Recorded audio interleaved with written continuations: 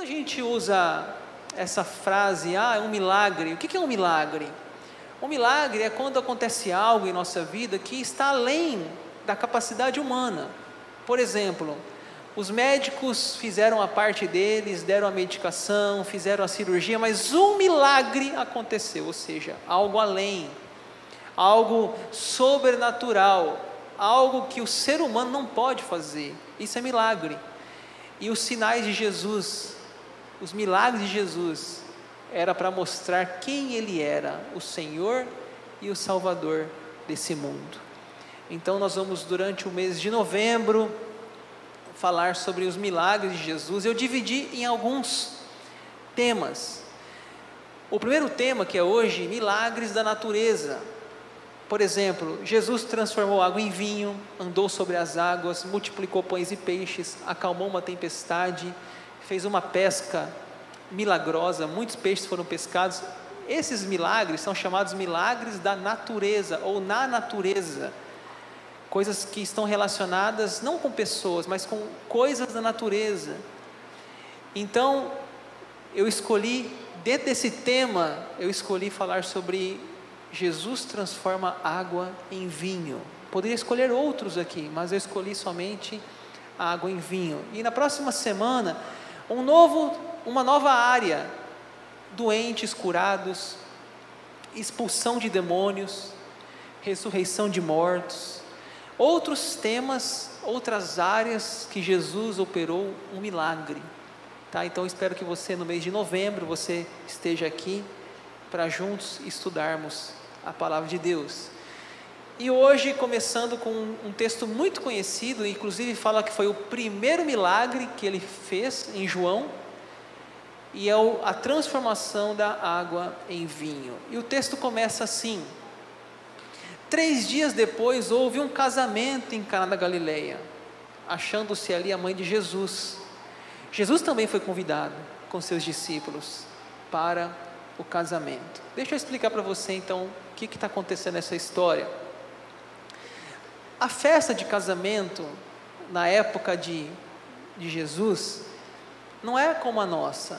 Naquela época, uma festa de casamento durava 7 dias. 7 dias.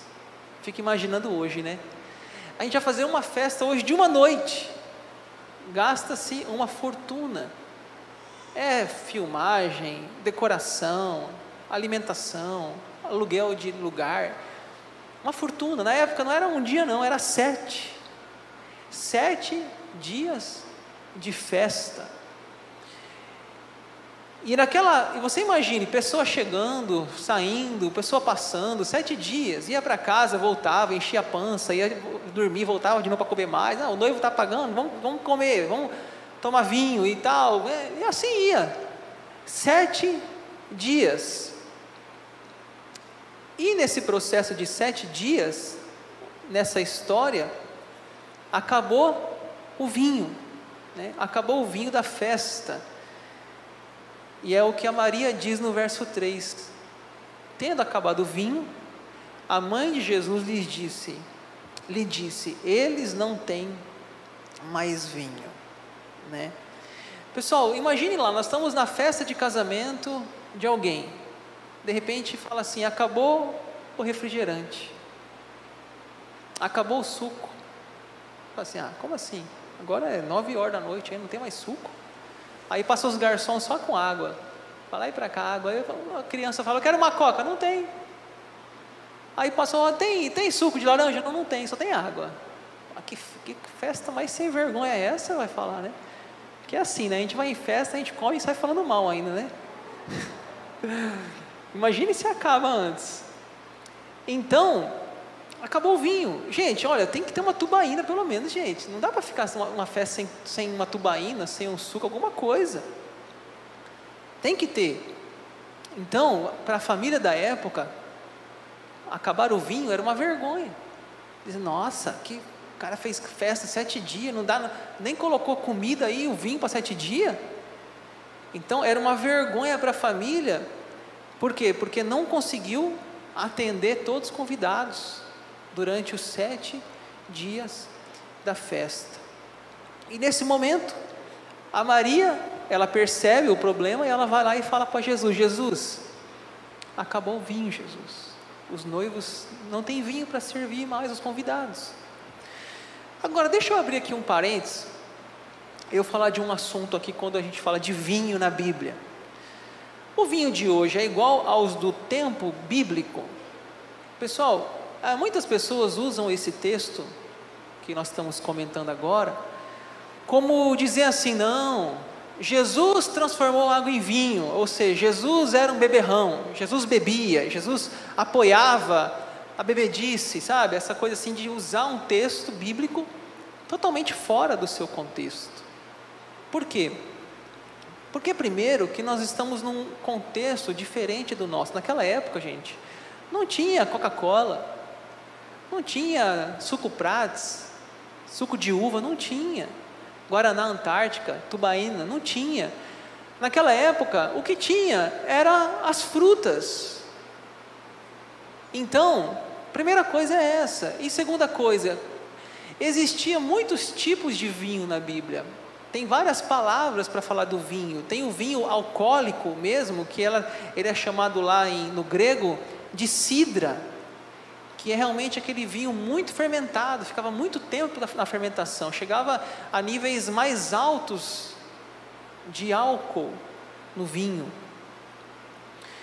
E havia outros tipos de vinho, como também o gleukos, também no grego gleukos, que é o vinho mais novo. E havia também um outro tipo de vinho, que é o oinos, que é o que está aqui no nosso texto de hoje. A letra O e N-O-S, oinos. Se você pegar lá na Bíblia em grego, a Bíblia foi escrita no Novo Testamento em grego e o Antigo Testamento em hebraico. E eu tenho acesso a essas Bíblias em grego e em hebraico. Você também pode ter, se você quiser. Uma pesquisa na internet você encontra.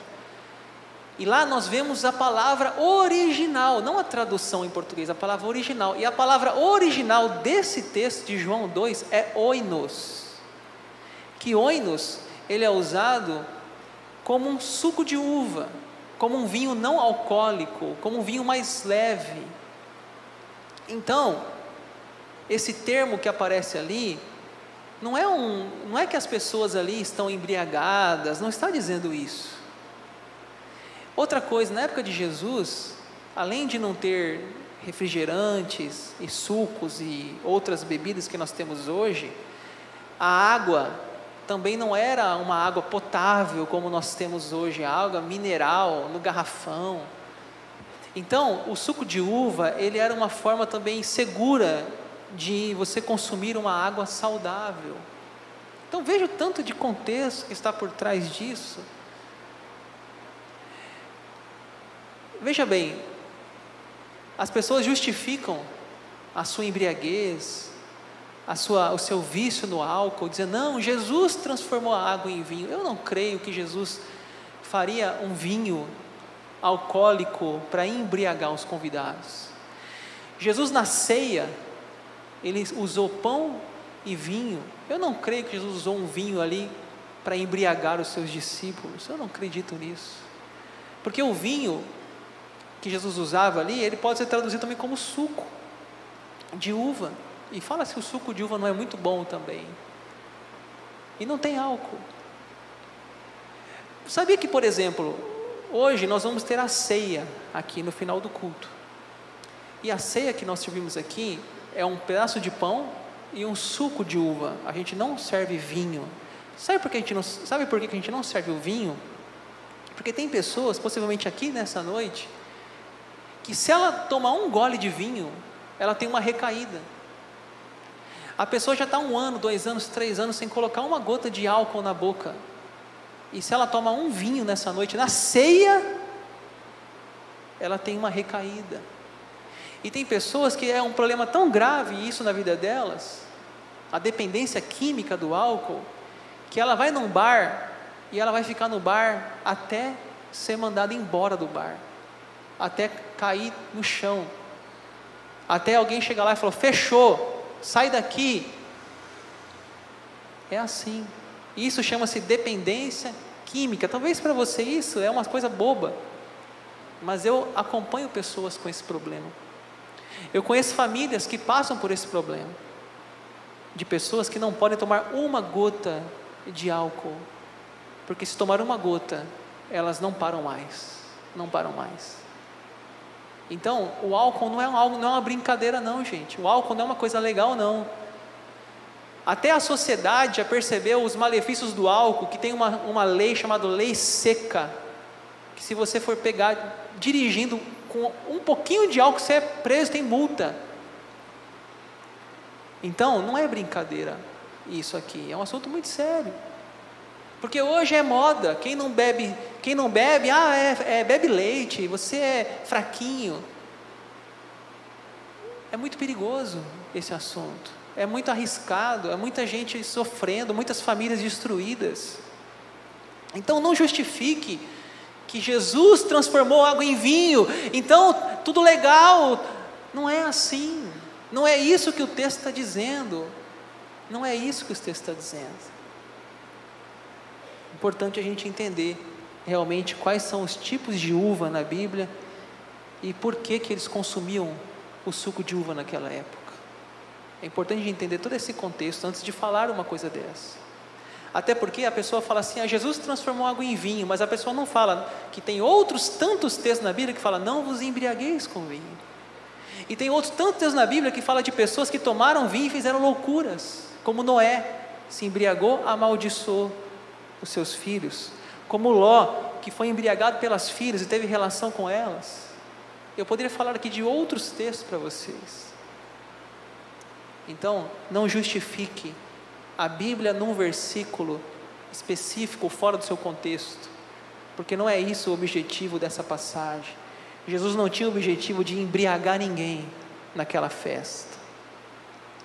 Avançando, versículo 4, respondeu-lhe Jesus, mulher, que tenho eu contigo? Ainda não é chegada a minha hora. É interessante a resposta que Jesus dá à sua mãe Maria. A Maria chega e fala assim, Jesus, acabou o vinho, acabou o refrigerante, acabou o suco. Ele fala assim para ela, mulher, que tenho eu contigo? Ainda não é chegada a minha hora. Deixa eu dizer uma coisa para você aqui. O que Jesus fez nessa parte, ele estava separando a sua humanidade como filho de Maria e a sua divindade como filho de Deus. Era difícil para Maria entender isso. Imagine Maria no colo, um bebezinho no seu colo, mas sabendo que aquele bebezinho não era simplesmente um bebezinho, era o filho de Deus, era um bebê de fralda, era o Deus de fraldas. Jesus com 12 anos, os pais perdem ele, aí quando encontram ele, fala assim, onde você estava? Ele fala assim, com 12 anos, eu estava na casa do meu pai. Jesus começa a mostrar que a Maria precisa entender a diferença entre o filho dela e o Deus encarnado, Jesus Cristo. E aqui é um sinal já dizendo, Maria, não é chegada a minha hora. Maria, seja simplesmente minha mãe, humana, mas eu sou filho de Deus, eu vim com um propósito nessa terra. Então, aqui o relacionamento deles, entre mãe e filho, começa a ser mostrado como um salvador e uma mulher normal. Uma mulher normal, Maria. Assim como Davi, como José, como qualquer pessoa que você admira, Paulo, uma pessoa normal, um servo de Deus. Mas Jesus não, é o próprio Deus. E aí também tem uma cena nos evangelhos que Jesus está numa roda com as pessoas, chega Maria, chega os irmãos, aí eles falam, Jesus, olha quem está aí, a sua mãe, os seus irmãos. E aí alguém fala, bendita aquela que te amamentou. Aí ele fala assim, a minha mãe e meus irmãos são aqueles que fazem a vontade do meu Pai. Ele começa a separar as coisas, senão as pessoas iam achar que ela era Deus também, ou achar que os irmãos dele eram semideuses também, e não é esse o propósito, não era esse o propósito. Mulher, ainda não é chegada a minha hora, ele diz para ela. E ela entende, ela diz então, disse então sua mãe aos serventes: fazei tudo quanto ele vos disser. Olha o que ela diz, está certo, fazei tudo quanto ele vos disser. Eu, Maria, sou simplesmente uma mulher comum, mas ele é o Messias, ele é Jesus, ele é o caminho, a verdade e a vida, é ele, façam tudo o que ele vos disser. Verso 6, ora, estavam ali postas 6 talhas de pedra para as purificações dos judeus, em cada uma cabiam 2 ou 3 metretas. Ordenou-lhe Jesus: enchei de água essas talhas, e encheram até em cima. Então lhes disse: tirai agora e levai ao mestre-sala. E eles o fizeram. Pessoal, o texto fala, vamos imaginar a cena, nós estamos num casamento, está lá Jesus, seus discípulos, acabou o vinho, de repente, havia ali naquele lugar, fala, 6 talhas de pedra, 6 talhas de pedra, possivelmente, ali tem a linguagem que ali fala, na linguagem Almeida, fala metretas. Essas 6 talhas de pedra, caberia cerca de 600 litros de água, 600 litros de água. Então, Jesus fala o quê? Enchei de água essas talhas, e eles encheram até o máximo. Você imagine, quando transformou a água em vinho, quanto vinho que tinha? 600 litros de vinho, eu acho que era todo o depósito do Suco Prates aqui de Rondonópolis, sei lá, fechou o negócio. Era muito suco que foi feito ali por Jesus, ele transformou a água em vinho. E aí, o verso 9, guardaste o bom vinho até agora, né? Quando o mestre-sala, verso 9, provou a água tornada em vinho, não sabendo de onde era, se bem que o sabiam os serventes que tinham tirado a água, chamou o mestre-sala ao noivo e lhe disse: todo homem põe primeiro o vinho bom, e quando já tem bebido bem, então inferior, mas tu guardaste até agora o bom vinho. Veja bem, pessoal, quando aqueles homens viram o milagre da água em vinho, eles chamam os servos, né? Eles chamam o mestre-sala, que era tipo um líder, um coordenador, o organizador do evento. E o mestre-sala, preocupado possivelmente, falou: cara, acabou o vinho, o que ele vai fazer, tal. Aí de repente ele experimenta o vinho, ou o suco de uva, ele experimenta, ele fala assim: ô louco, está muito bom, muito gostoso, muito saboroso. E ele fala uma coisa: olha, geralmente as pessoas começam assim, oferecendo a Coca-Cola, aí vai acabando, vai pondo os refrigerantes de segunda linha, assim vai. Mas você não, você colocou a melhor para o final. O que aconteceu? Você inverteu, você colocou o melhor refrigerante, o melhor suco no final da festa.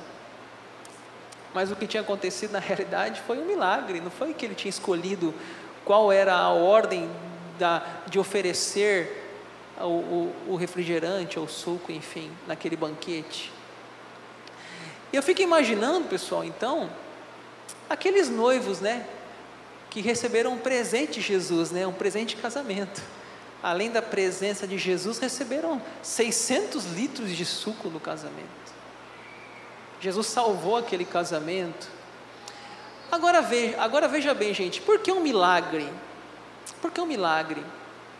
Para você fazer a água em vinho, tem um processo. Primeiro, tem que plantar uma uva. A uva tem que crescer. Aí tem que colher a uva. Aí tem que espremer a uva. Aí tem que filtrar. E aí vai servir. E Jesus, num estalar de dedo, é um milagre. Ele rompeu todo o processo. Ele não colheu a uva, ele não espremeu a uva, ele simplesmente transformou a água em vinho. Isso é um milagre. Jesus mudou a rota, o tempo, a ordem Ele mudou, ele simplesmente fez algo instantâneo, que nenhum ser humano pode fazer. Somente Deus. Por isso, é um milagre. É um milagre. E esse foi o primeiro milagre de Jesus. O verso 11 fala: com este deu Jesus princípio aos seus sinais em Caná da Galileia, manifestou a sua glória e os discípulos creram nele. Então ali foi aquele primeiro sinal, que é João capítulo 2, comecinho do Evangelho de João. O primeiro milagre que Jesus fez. Agora eu pergunto para você, para que serve um milagre? Está a resposta ali: para manifestar a sua glória. Ou seja, o milagre é para dizer: Jesus é poderoso, Jesus é Deus, Jesus pode todas as coisas. Esse é o objetivo do milagre. Interessante que o texto bíblico, Jesus está no centro das atenções.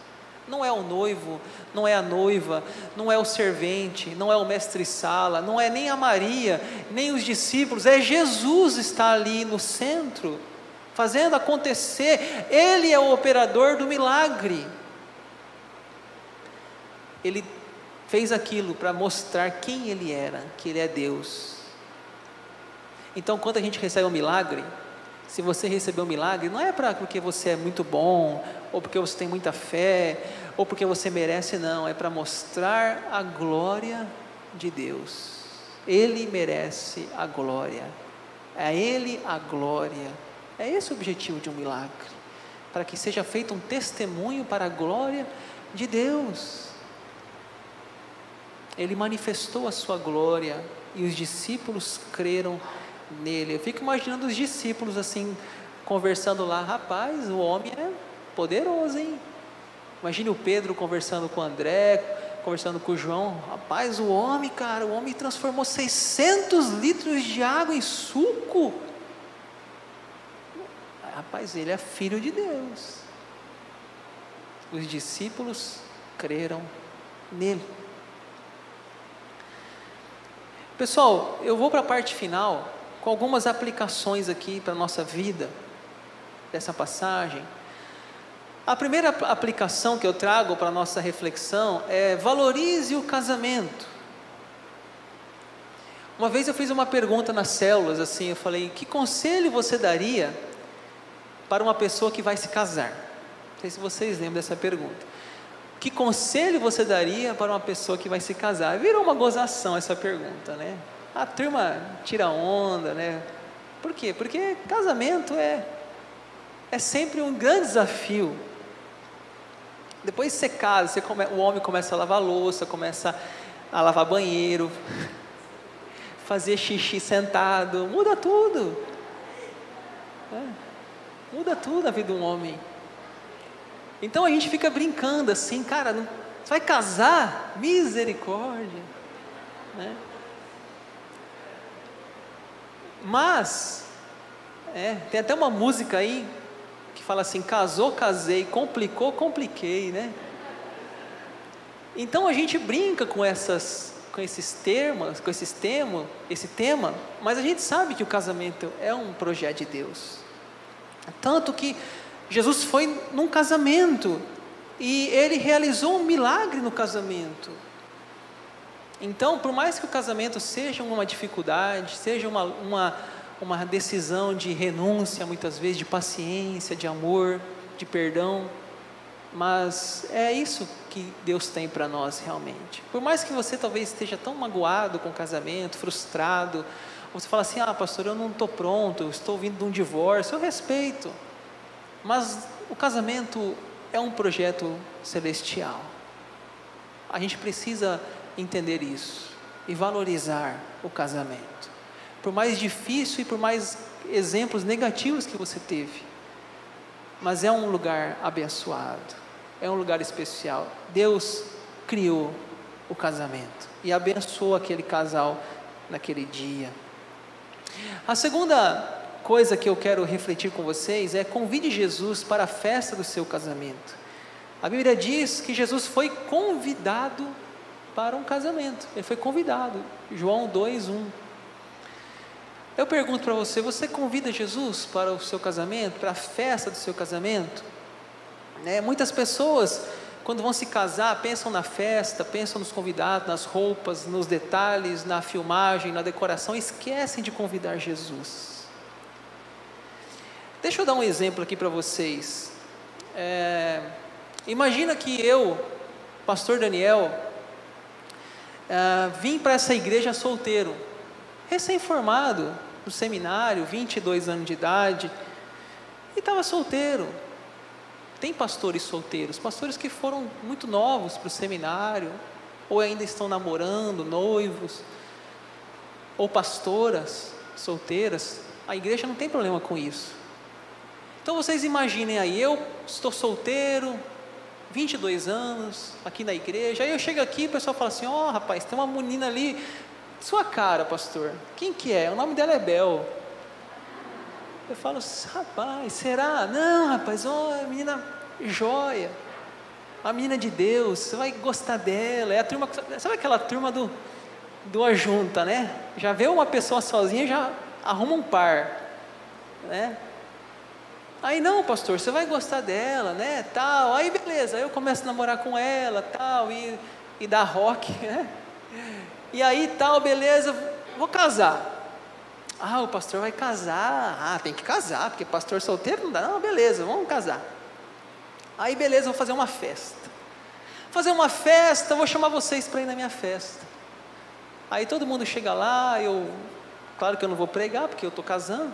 Chamo alguém para pregar, um pastor amigo, eu entro bonito lá na festa, entro no altar, faço aquela declaração de amor, tão bonita a minha esposa. Aí acabou aquele momento, vamos para aquele momento da festa, né, que vai ter ali depois. Aí de repente começa lá, uma música lá: prepara que a hora agora da superpoderosa. Aí você fala: ixi, o pastor Daniel tá louco? Aí estou eu lá no meio da turma lá, né? Cerveja na mão, cigarro.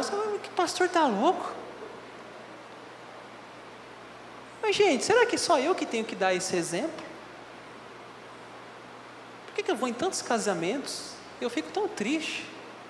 Eu vou em casamento, parece que o casamento assim é uma liberdade para libertinagem. Não, pastor, essa noite pode. A pessoa seguiu a vida inteira com Deus, mas no dia do casamento dela, ela joga para o alto a Bíblia e fala: hoje o trem vai piar aqui.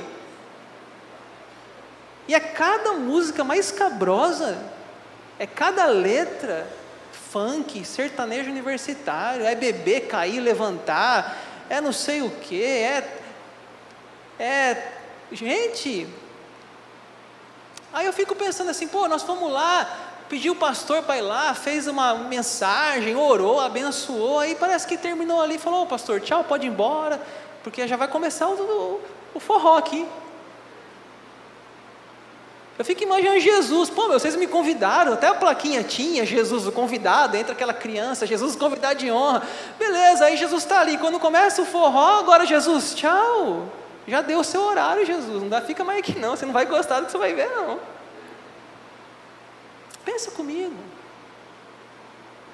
comigo, pastor, mas é porque é assim. E quem disse que tem que ser assim? Onde está escrito isso? Não, pastor, porque todo mundo faz, tá, e todo mundo pula da ponte, você pula também? Pense bem, se você convidar Jesus para a festa do seu casamento, perceba se ele vai estar até o final lá, da última pessoa que foi embora, se ele vai estar ali ainda, se o nome dele vai ser glorificado, com tudo que for feito ali, depois da bênção do pastor. Pensa nisso. Terceiro, faça o diagnóstico do problema. A Maria, é interessante, a Maria ela tem uma percepção, a Maria percebe que acabou o suco, e ela corre e fala: Jesus, eles não têm mais vinho. Olha gente, quanto mais cedo nós identificarmos os problemas que atingem a família, mais rápido e fácil será a solução. Quando a gente perceber que está alguma coisa fora de ordem, a gente tem que fazer o diagnóstico, correr para a ação. Se for o caso, o marido chega na esposa, minha esposa, desculpa, eu fui grosso com você hoje, gritei com você, me perdoa. Ou a mulher, meu amor, me perdoa, eu estou sendo muito estressada aqui em casa. Faça o diagnóstico. Os filhos, está legal os filhos? Tem algum comportamento estranho com os filhos? Anda muito calado, muito no celular, não fala com ninguém? Faça o diagnóstico. Entre com a ação e com remédio. Observa o que está acontecendo, faça o exame. A Maria faz isso, ela consegue perceber o que está acontecendo, e ela leva o problema à pessoa certa, né? Ela vai até Jesus, e fala assim: Jesus, eles não têm mais vinho. Muitas vezes, pessoal, a gente leva os nossos problemas às pessoas erradas. Por exemplo, a mulher briga com o marido, aí pega o telefone e liga para a mãe: mãe, deixa eu te falar, mãe, hoje tive um quebra-pau aqui em casa. Mãe, o meu marido é um grosso. Telefone. Aí a mãe fala: é um traste mesmo esse cara, eu falei para você não casar com ele. Aí beleza, daqui uma semana a mãe vai lá na casa, aí a mãe chega com o cara virada já, a mãe está endemoniada, vou matar esse cara. Aí a filha: o que foi, mãe? Não, porque ele é um traste. Mãe, já passou, mãe, já perdoei. Mas você perdoou, mas eu não perdoei, filha. Você está entendendo? Leve o problema à pessoa certa. Com quem você fala sobre os problemas do seu casamento? Tenha sabedoria. Leve os assuntos aos pés de Jesus. Quinto, aguarde o tempo certo. A Maria fala: Jesus, acabou o vinho. Ele fala assim: a minha hora ainda não chegou. Ele fala para Maria: a minha hora ainda não chegou. Pessoal, nem sempre a nossa hora é a hora de Jesus. Senhor, eu quero trocar de carro esse ano. Às vezes não é a hora. Eu quero comprar minha casa esse ano, eu quero casar esse ano, eu quero fazer uma viagem esse ano, não sei, talvez não é a hora. A minha hora ainda não chegou. Mas os planos de Deus se cumprem no tempo certo. Tenha paciência, tenha fé. Sexto, obedeça às ordens de Jesus. Interessante, ele começa a dar ordem, Jesus. Ele fala assim: enchei de água essas talhas de pedra. Aí ele fala: tira a água agora. Aí ele fala: leve ao mestre-sala. Ele dá ordens. E os caras estão obedecendo, os servos estão obedecendo Jesus. Olha, nós aprendemos também nesse texto que as ordens de Jesus não devem ser discutidas, devem ser obedecidas. Mas Senhor, isso aqui é a água, acabei de encher. Sirva o mestre-sala, ponto. Vou levar a água para ele? Leva a água. Não estou mandando você levar? E quando ele leva, era vinho. Obedeça às ordens de Jesus, mesmo que pareça absurdo para você. Obedeça. O caminho dele é reto, é plano, é perfeito. Sétimo, com Jesus o melhor vem depois, né? Antigamente eles serviam primeiro o melhor vinho e depois o pior, mas no casamento acontece diferente. Quando Jesus transforma a água em vinho, o melhor vinho vem depois. Qual que é a lição para nós? Às vezes a gente acha assim: pastor, eu já estou na fase dos 40, 50 anos de vida, já estou casado, já 30 anos de casamento, aqui em casa agora é só ribanceira, é só de mal a pior. Será? Se Jesus tiver, meu amigo, Ele dá jeito. Não, pastor, lá em casa é só um milagre. Mas não estamos falando de milagre aqui hoje? E por último, Acredite no milagre. A Maria, ela fez a coisa certa. Ela foi lá e Jesus falou: eles não têm mais vinho. Ela pediu para ele. Ela sabia que ele podia fazer um milagre.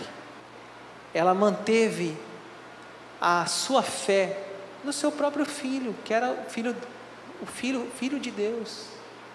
Ela falou para aquele que poderia resolver.